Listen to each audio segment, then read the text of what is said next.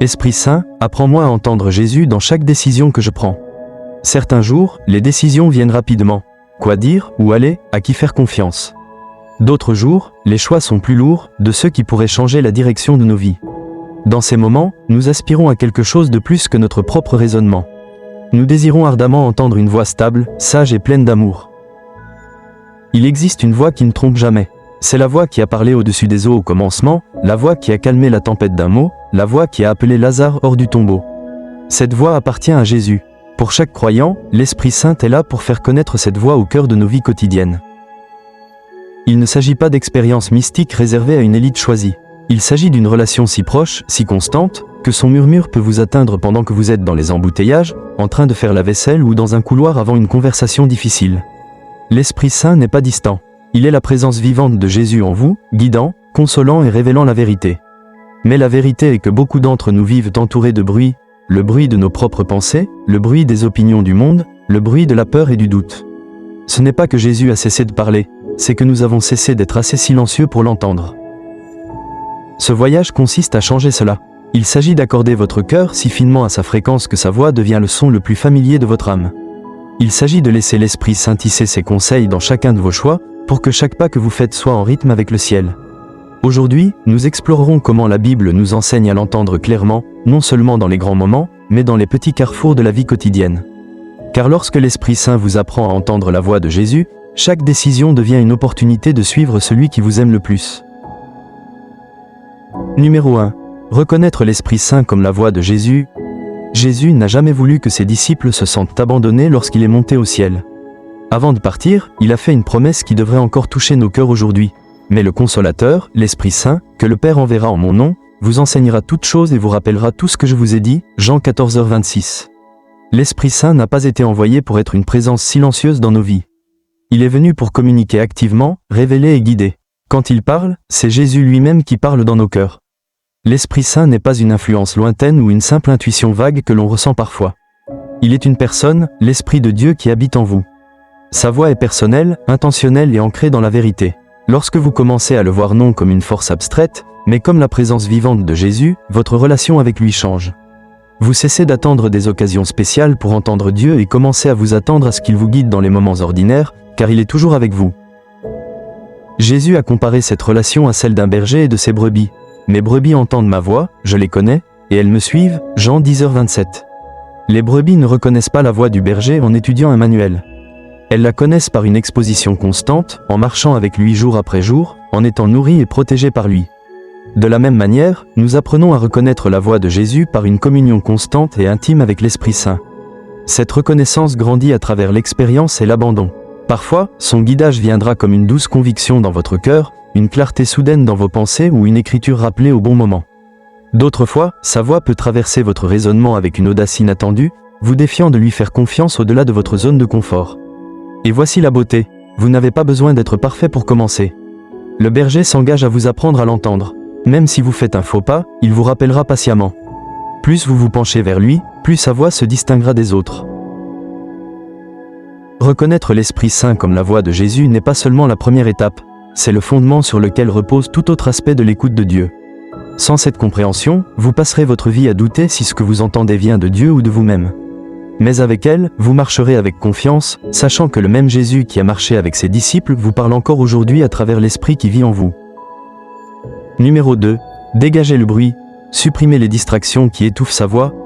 Ce n'est pas que Jésus est silencieux, c'est que nos cœurs sont souvent trop encombrés pour l'entendre clairement. Imaginez essayer d'avoir une conversation sincère au milieu d'un marché bruyant. Sa voix est là, mais elle se perd dans le chaos à moins que vous ne vous écartiez pour calmer le bruit. La Bible nous dit clairement que certaines choses peuvent bloquer notre capacité à entendre Dieu. Ésaïe 59:2 dit « Vos iniquités vous ont séparés de votre Dieu, vos péchés lui ont caché sa face, et il n'écoute pas. » Le péché émousse nos sens spirituels, rendant plus difficile la reconnaissance de son guidage. Mais ce n'est pas seulement le péché. C'est aussi le flot constant de distractions, les listes interminables de choses à faire, l'encombrement mental et l'attraction des voix mondaines. Il y a 3 principales voix concurrentes qui étouffent souvent le doux murmure de l'Esprit Saint. La voix du monde, bruyante et urgente, vous poussant toujours à agir selon les normes culturelles plutôt que selon la vérité de Dieu. La voix de la chair, vos propres désirs, impulsions et émotions qui peuvent obscurcir votre discernement.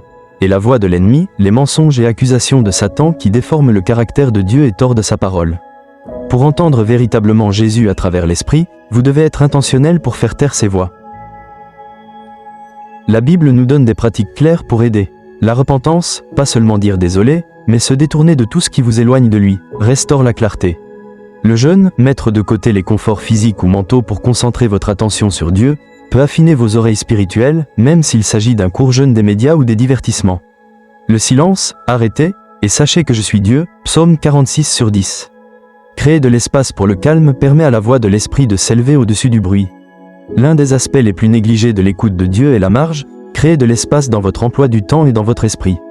Si chaque minute de votre journée est occupée par une activité, même une bonne activité, vous aurez du mal à remarquer quand l'esprit vous pousse dans une direction différente. Lorsque vous dégagez le bruit, vous serez surpris de voir à quel point il est déjà présent. Le guidage que vous avez supplié d'obtenir ne nécessite peut-être pas un coup de tonnerre du ciel. Il peut simplement exiger que vous baissiez le volume du monde pour entendre le murmure qui était là depuis le début. Numéro 3. Apprendre le langage des Écritures.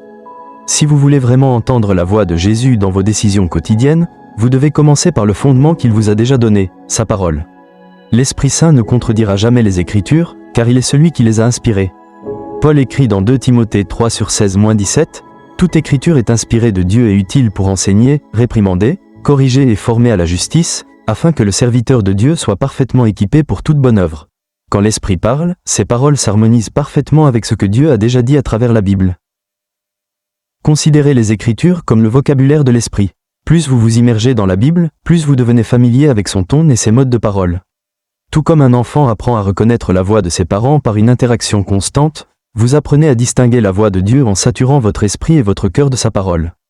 Quand l'Esprit apporte un guidage, cela vient souvent sous la forme d'une écriture rappelée au bon moment. Peut-être luttez-vous contre la peur, et soudain les mots « Ne crains pas, car je suis avec toi » Ésaïe 41/10 prennent vie dans votre esprit. Ou vous êtes sur le point de prendre une décision égoïste, et Philippiens 2/3 surgit en vous. Ne faites rien par ambition égoïste ou par vaine gloire, mais dans l'humilité, considérez les autres comme plus importants que vous-même. C'est l'Esprit qui parle à travers la parole. Regardez Jésus lui-même. Lorsqu'il fut tenté dans le désert, il n'a pas débattu avec Satan ni compté sur son propre raisonnement. Il a répondu par « Il est écrit » à chaque fois, Matthieu 4/4-10. L'Esprit a porté la parole à ses lèvres comme une arme et un guide. Si Jésus, le Fils de Dieu, s'appuyait sur les Écritures pour discerner la vérité, combien plus devons-nous le faire? Mais voici où beaucoup de chrétiens se trompent. Lire la Bible n'est pas seulement un exercice intellectuel, c'est un dialogue. Chaque fois que vous ouvrez ces pages, demandez à l'Esprit de mettre en lumière ce qu'il veut que vous voyiez. Lisez lentement, écoutez, en vous attendant à ce qu'il parle. Avec le temps, vous commencerez à reconnaître la différence entre vos pensées aléatoires et l'illumination de l'Esprit. Plus la parole vit en vous, plus vite vous reconnaîtrez quand une voix ne vient pas de Dieu. L'ennemi peut essayer de se déguiser en lumière, mais il ne peut reproduire la pureté, la cohérence et la nature vivifiante de la parole de Dieu. Une vie enracinée dans les Écritures devient un filtre, vous permettant de tester et de confirmer si les impressions que vous ressentez viennent vraiment de Jésus. L'Esprit et la parole sont inséparables, l'un confirme l'autre. Si vous voulez devenir sensible à son guidage dans vos décisions quotidiennes, ancrez-vous dans la Bible. Chaque verset sur lequel vous méditez devient une note de plus dans la mélodie de la voix de Dieu, rendant ses murmures plus clairs et sa direction indéniable. Numéro 4. Le rôle de la prière et de l'intimité. Si les Écritures sont le langage de l'Esprit, la prière est la conversation. C'est dans la prière que la parole de Dieu devient personnelle, où sa voix passe des pages des Écritures à un dialogue vivant dans votre cœur. La prière n'a jamais été conçue comme un rituel de récitation de demande. C'est un échange d'amour, un lieu de rencontre où vous parlez et où Dieu répond. Philippiens 4/6-7 nous enseigne « Ne vous inquiétez de rien, mais en toute situation, par la prière et la supplication, avec des actions de grâce, présentez vos requêtes à Dieu. Et la paix de Dieu, qui dépasse toute intelligence, gardera vos cœurs et vos esprits en Jésus-Christ. » Remarquez ceci, quand nous prions, la paix suit. Cette paix est souvent la voix même de Jésus confirmant sa volonté. Regardez comment Jésus a modelé cela. Bien qu'il soit pleinement Dieu, il se retirait régulièrement pour prier, Luc 5h16. Avant de choisir ses disciples, il a passé toute la nuit en prière, Luc 6h12. À Gethsémanée, à son heure la plus critique, il a prié avec une telle intensité que sa sueur est devenue comme des gouttes de sang, Luc 22h44. Si le Fils de Dieu dépendait de la prière pour discerner la volonté du Père, combien plus devons-nous en dépendre pour l'entendre dans nos choix quotidiens? L'intimité dans la prière ne concerne pas les mots éloquents. C'est une question de posture, un cœur humble, abandonné et expectant devant Dieu. Parfois, la prière consiste à parler, mais souvent, elle consiste à attendre. La voix de l'Esprit est douce. Elle vient lorsque le bruit de votre âme se calme et que votre cœur se penche vers lui. Élie l'a découvert dans 1 Roi 19h12, la voix de Dieu n'était pas dans le vent, pas dans le tremblement de terre, pas dans le feu, mais dans un doux murmure. C'est ainsi que l'Esprit parle dans la prière. Voici le secret. Plus vous cultivez l'intimité avec l'Esprit Saint dans la prière, moins vous aurez de mal à connaître sa volonté. Les décisions quotidiennes deviennent moins une question de demande frénétique et plus une marche dans un rythme régulier avec lui. Sa voix vous rencontrera non seulement dans votre lieu de prière, mais dans votre lieu de travail, votre famille, vos courses, car la prière a entraîné votre cœur à rester connecté. La prière aligne vos désirs sur ceux de Dieu. Elle adoucit votre cœur, affine votre discernement et crée l'environnement où ces murmures peuvent être entendus. L'Esprit utilise la prière non seulement pour répondre à vos questions, mais pour vous transformer afin que vos décisions découlent d'un cœur déjà abandonné à lui. Quand la prière devient intimité et non une simple obligation, vous découvrirez que la voix de Jésus n'est pas rare, elle est constante. L'Esprit aspire à faire de chaque décision, de la plus petite à la plus grande, un témoignage de votre marche avec lui. Numéro 5. Discerner entre la voix de Dieu et nos propres pensées. L'un des plus grands défis pour tout croyant est celui-ci. Comment savoir si ce que je ressens vient vraiment de Dieu ou de moi-même? Nous luttons tous avec cette question, surtout lorsque la décision a du poids ou comporte des risques. La vérité est que nos esprits sont remplis de pensées, certaines de Dieu, certaines de notre propre raisonnement, et certaines influencées par l'ennemi. Sans discernement, il est facile de confondre l'une avec l'autre. La Bible nous donne des principes clairs pour tester ce que nous entendons. Premièrement, la voix de Dieu ne contredira jamais sa parole, 2 Timothée 3/16-17. Si l'impression dans votre cœur va à l'encontre des Écritures, elle ne vient pas de lui, peu importe à quel point elle semble juste sur le moment. Dieu est cohérent, son esprit et sa parole sont en parfait accord. Deuxièmement, la voix de Dieu glorifie Christ, Jean 16h14. L'Esprit Saint ne détourne pas l'attention vers lui-même ou vers nous. Il magnifie Jésus. Si ce que vous ressentez conduit à l'auto-élévation, à l'orgueil ou à l'indépendance de Dieu, c'est un signal d'alerte. Sa voix nous appelle toujours plus près de Jésus, pas plus loin. Troisièmement, la voix de Dieu apporte la paix, pas la confusion, 1 Corinthiens 14h33. Cela ne signifie pas que son guidage sera toujours confortable. Parfois, l'obéissance est coûteuse et exigeante. Mais même dans le défi, il y aura une paix sous-jacente. L'ennemi, en revanche, apporte le chaos, la peur et une urgence qui vous poussent à agir sans prière. La Bible nous avertit dans 1 Jean 4/1. N'ajoutez pas foi à tout esprit, mais éprouvez les esprits pour savoir s'ils sont de Dieu. Cela signifie que nous n'avons pas à agir sur chaque sentiment ou pensée. Nous les pesons, nous prions à leur sujet et nous cherchons des conseils sages auprès de croyants remplis de l'esprit. Proverbe 11h14. Dieu confirme souvent sa parole par l'accord du corps de Christ. Apprendre à discerner exige aussi de l'humilité. Parfois, ce que nous voulons peut obscurcir ce que Dieu dit. Nous pouvons interpréter son silence comme une approbation simplement parce que notre cœur est fixé sur un certain résultat. C'est pourquoi l'abandon est essentiel. Quand votre cœur dit « Seigneur, que ta volonté soit faite, et non la mienne », vous créez de l'espace pour qu'il parle librement, même si ce n'est pas ce que vous espériez entendre. Avec le temps, en marchant avec lui, vous remarquerez un modèle. La voix de l'esprit est stable, douce et claire. Elle ne manipule ni ne flatte. Elle dit la vérité, même quand c'est difficile. Elle vous conduit vers une plus grande sainteté et une confiance plus profonde. En vous familiarisant avec son ton, vous trouverez plus facile de séparer son guidage de vos propres pensées ou des mensonges de l'ennemi. Plus vous pratiquez le discernement, plus vous serez confiant dans la reconnaissance de sa voix. Et une fois que vous le faites, vous réaliserez que entendre Jésus ne consiste pas à courir après des moments rares, il s'agit de vivre dans une conscience quotidienne que le berger parle toujours et que vous apprenez à suivre. Numéro 6. L'obéissance, la clé qui ouvre la clarté. Entendre la voix de Jésus n'est que le début. Agir selon ce qu'il dit ouvre la porte à une clarté encore plus grande. Jean 14h21 est une promesse étonnante de Jésus lui-même. Celui qui a mes commandements et qui les garde, c'est celui qui m'aime. Et celui qui m'aime sera aimé de mon Père, et moi aussi je l'aimerai et je me révélerai à lui. Avez-vous saisi cela? L'obéissance conduit à une révélation plus profonde. Beaucoup de croyants restent bloqués parce qu'ils veulent plus de direction de Dieu, mais n'ont pas agi sur la dernière chose qu'il leur a dite. Pourquoi donnerait-il plus d'instructions si nous ignorons celles que nous avons déjà? L'obéissance prouve la confiance, et la confiance approfondit la relation. Plus vous suivez son guidage, plus vous devenez accordé à sa voix. Parfois, l'obéissance est immédiate et claire, comme lorsque Philippe fut invité par l'Esprit à approcher le char de l'eunuque éthiopien, Actes 8h29, il n'a pas hésité, il a couru. D'autres fois, l'obéissance est un choix quotidien dans la même direction, comme Noé construisant l'arche pendant des années avant de voir une goutte de pluie. Les deux types d'obéissance comptent et les deux affinent votre audition spirituelle. L'obéissance construit aussi une histoire avec Dieu. Chaque fois que vous dites oui à lui, vous créez un témoignage sur lequel vous pouvez vous appuyer lorsque vous faites face à des décisions plus difficiles. Vous commencez à voir les schémas de sa fidélité, comment sa voie mène toujours à la vie, même si le chemin est difficile. Cela rend plus facile de lui faire confiance la prochaine fois qu'il vous appelle dans l'inconnu. Il est important de noter que l'obéissance ne signifie pas que vous comprendrez toujours. Abraham a obéi à l'appel de Dieu à quitter son pays, même s'il ne savait pas où il allait, Hébreux 11/8. La clarté est venue après le pas de foi, pas avant. Dieu travaille souvent ainsi, car l'obéissance sans compréhension totale approfondit notre dépendance envers lui plutôt que sur notre propre raisonnement. La désobéissance, en revanche, obscurcit notre audition spirituelle. Lorsque nous résistons au guidage de Dieu, nos cœurs deviennent insensibles, et sa voix devient plus difficile à discerner. Mais la belle vérité est que la repentance restaure la clarté. Dès que vous vous tournez vers lui, il est prêt à vous guider à nouveau. Si vous voulez entendre la voix de Jésus plus clairement dans vos décisions quotidiennes, commencez par obéir dans les petites choses. Dites oui quand il vous pousse à encourager quelqu'un, à pardonner, à donner généreusement ou à vous éloigner de quelque chose de nuisible. Ce faisant, vous trouverez son guidage devenir plus naturel, plus fréquent et plus précis. L'obéissance ne consiste pas seulement à suivre des règles, il s'agit d'approfondir la relation. Chaque pas d'obéissance est une invitation à une plus grande intimité avec celui qui vous aime et sait ce qui est le mieux. Plus vous marchez en phase avec lui, plus vous verrez que sa voie n'est pas difficile à trouver, elle vous guide chaque jour.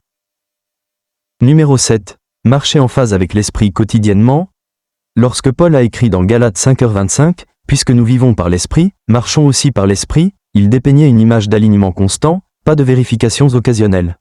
Marcher en phase avec l'esprit signifie vivre dans une conscience continue de sa présence, le laissant guider non seulement dans les grands moments qui changent la vie, mais dans les moindres détails de votre journée.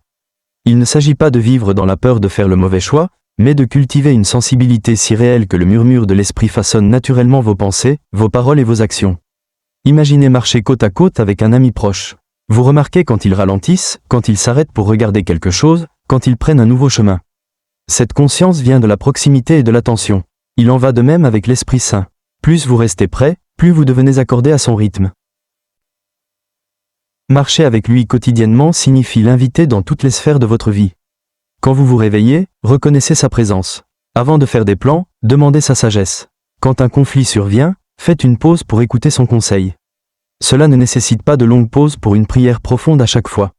Il s'agit d'une posture d'ouverture et de disponibilité intérieure pour répondre à son incitation en temps réel. Certains de ces conseils seront subtils, une compassion soudaine pour quelqu'un que vous auriez ignoré, une conviction discrète de vous retirer d'une conversation, un rappel d'une écriture au bon moment. D'autres fois, sa direction peut sembler forte et indéniable, vous poussant vers une action audacieuse que vous n'auriez jamais choisie de vous-même. Dans les deux cas, c'est le même berger qui vous guide. Le danger pour beaucoup de croyants est la compartimentation, inviter l'esprit dans les activités spirituelles comme l'église ou le temps de dévotion, mais l'exclure des décisions professionnelles, de la planification financière, des relations ou des objectifs personnels. Mais l'esprit ne veut pas seulement vos dimanches. Il veut vos lundis, vos courses, vos réunions, vos pensées privées. Il veut marcher avec vous dans l'ordinaire, car c'est là que se passe la majeure partie de votre vie, et c'est là que sa présence transforme tout. Vivre en phase avec lui signifie aussi faire confiance à son timing. Parfois, il vous incitera à agir immédiatement. D'autres fois, il vous demandera d'attendre. L'impatience nous pousse souvent à avancer trop vite, tandis que la peur nous retient. L'esprit enseigne l'équilibre, quand bouger, quand faire une pause, quand se reposer. Ce rythme devient plus clair plus vous vous abandonnez à lui. Le but ultime n'est pas seulement de prendre de meilleures décisions, mais de devenir plus comme Christ.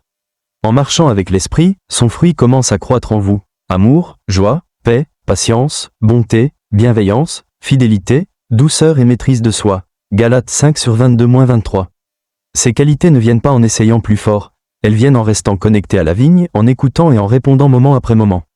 Quand marcher avec l'Esprit devient votre mode de vie, les décisions ne semblent plus être des crises isolées. Elles deviennent simplement la prochaine étape dans un voyage continu avec celui qui connaît le chemin. Chaque choix, grand ou petit, devient une opportunité d'honorer la voix de Jésus parlée à travers l'Esprit qui ne quitte jamais votre côté. Acte d'engagement, entendre et suivre la voix du berger. Dès l'instant où vous avez mis votre confiance en Jésus, l'Esprit Saint a pris résidence en vous, pas pour être silencieux, mais pour vous guider dans toute la vérité, vous consoler et faire connaître la voix de votre Sauveur dans les parties les plus profondes de votre cœur. L'entendre n'est pas réservé à une élite spirituelle, c'est le droit de naissance de chaque enfant de Dieu. Ce voyage n'est pas une question de perfection, mais de poursuite. Il s'agit de le reconnaître comme la voix de Jésus, de dégager le bruit, d'apprendre son langage à travers les Écritures, de se rapprocher dans la prière, de discerner son guidage, d'obéir avec confiance et de marcher en phase avec lui quotidiennement. Plus vous vous abandonnez, plus vous entendrez clairement. Vous n'avez pas à deviner votre chemin à travers la vie. Le berger qui a donné sa vie pour vous parle encore, guide encore, vous appelle encore par votre nom. Sa voix n'est pas loin, elle est aussi proche que votre prochain souffle. Alors aujourd'hui, ralentissez, calmez votre cœur, ouvre sa parole, écoutez avec attente, et quand vous entendez ce murmure stable et doux, suivez-le. Car chaque pas que vous faites dans l'obéissance vous conduit plus profondément dans la sécurité, la beauté et le dessein de marcher avec lui. Celui qui a parlé l'univers à l'existence vous parle. Et votre prochain oui pourrait tout changer.